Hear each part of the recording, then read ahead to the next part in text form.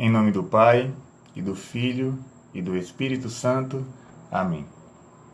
Ave Maria, cheia de graça, o Senhor é convosco.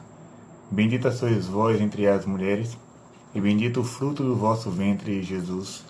Santa Maria, Mãe de Deus, rogai por nós, pecadores, agora e na hora de nossa morte. Amém. Ó Maria concebida sem pecado, rogai por nós que recorremos a vós. Boa noite, meus irmãos e minhas irmãs. Estamos aqui mais uma vez, fazendo a segunda tentativa de uma gravação ao vivo para falar de um tema que é um pouco polêmico, sobre o celibato dos sacerdotes e dos consagrados em geral. Muitas pessoas perguntam: por que você vai querer ser padre? Na verdade, quando as pessoas perguntam por que você quer ser padre, no fundo existe outra pergunta: por que você não quer casar? A pergunta é essa. Porque ninguém assim chega para uma pessoa e diz: por que você quer ser médico? Perceba, quando alguém diz assim: eu vou ser médico, as pessoas dizem: oh, que bom. Eu vou ser engenheiro, oh, que maravilha. Mas quando alguém diz assim: eu quero ser padre, as pessoas: por que você quer ser padre? Será que debaixo desse pirão tem carne? Será que ele não gosta? Ele está fugindo do casamento? Na verdade, não é nada disso. Não é uma fuga do casamento, não é um não gostar do matrimônio. O celibato, o chamado a ser sacerdote, é um mistério de Deus. E sendo mistério, ele ultrapassa toda a inteligência humana. O próprio Jesus vai dizer no Evangelho de Mateus, capítulo 19, versículo de 11 a 12. Ele diz assim: nem todos são capazes de entender isso, mas só aqueles a quem é concedido. De fato, existem eunucos que nasceram assim do ventre materno. Outros foram feitos eunucos por mão humana. Outros ainda tornaram-se eunucos por causa do reino dos céus. Quem puder entender, entenda. Então Jesus já disse que muitas pessoas não iriam entender o celibato dos sacerdotes. Então não se escandalize quando alguém lhe perguntar por que o padre não casa. Jesus já disse no passado que muitas pessoas não iriam entender.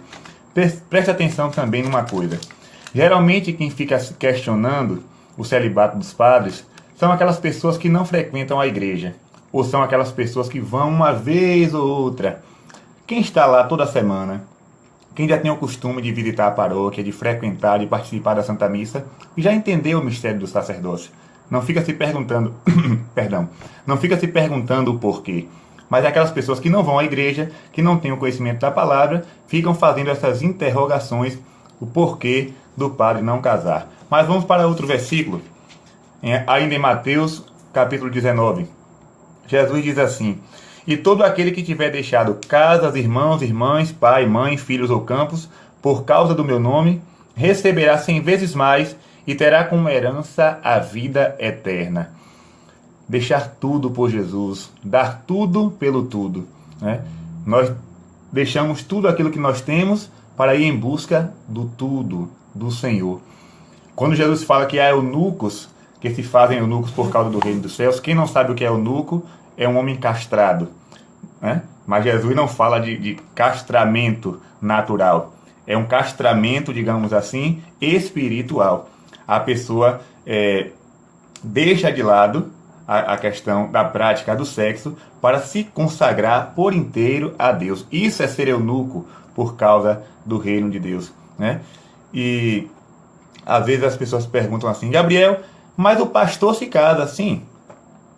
Cada um que quiser fundar a sua igreja pode determinar a sua regra, mas na Igreja Católica quem dita as regras é Jesus Cristo. Nós devemos ouvir o chamado de Jesus. E se Jesus nos convidou a deixar tudo para segui-lo, é assim que nós devemos fazer. Vamos para outro versículo. São Paulo vai também falar da questão do celibato.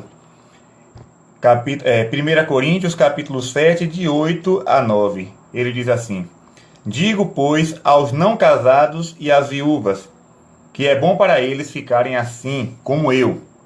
Se, porém, não conseguirem dominar-se, casem-se, pois é melhor casar do que abrasar-se. Ou seja, se você não tem condições, se você não recebeu o dom do celibato, não procure ser padre, nem procure ser freira. É melhor, São Paulo está dizendo, é melhor você se casar. Mas se você quer viver essa experiência, ele vai dizer, façam como eu. São Paulo era celibatário. Mas aí as pessoas vão dizer assim, no Antigo Testamento não existia isso. Sim, meus irmãos, mas nós não somos do Antigo Testamento, nós somos do Novo Testamento, nós somos cristãos. Nós somos cristãos.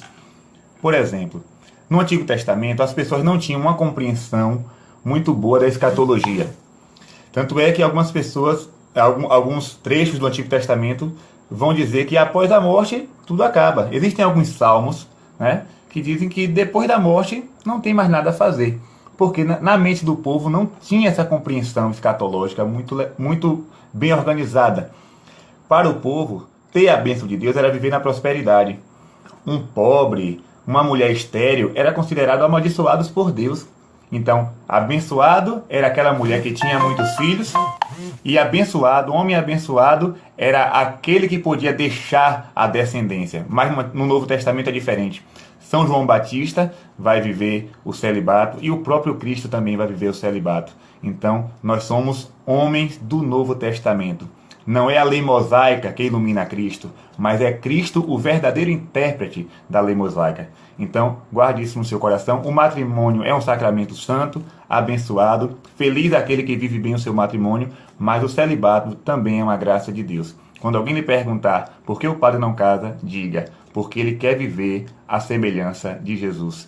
Deus nos abençoe e nos dê uma boa noite. Em nome do Pai, do Filho e do Espírito Santo. Amém.